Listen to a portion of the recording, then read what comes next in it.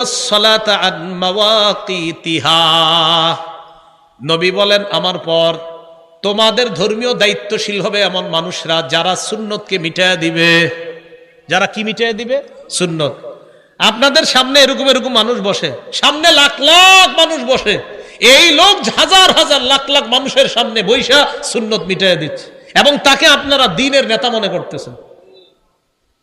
নবীজি বলতেছেন, আমার পরে ধর্মীয় নেতা হবে এমন এমন মানুষ ইউতফিউনা সুন্নাহ, যারা সুন্নতকে নিভিয়ে দিবে, ওয়া ইউহদিসুনা বিদআহ, যারা বেদাত প্রতিষ্ঠিত করবে, ওয়া ইউআখিরুনা সালাতা আন মাওয়াকিতিহা, যারা সময় মতো নামাজকে নিতে নিতে নিতে নিতে একদম শেষ হতে গিয়ে নামাজ পড়বে।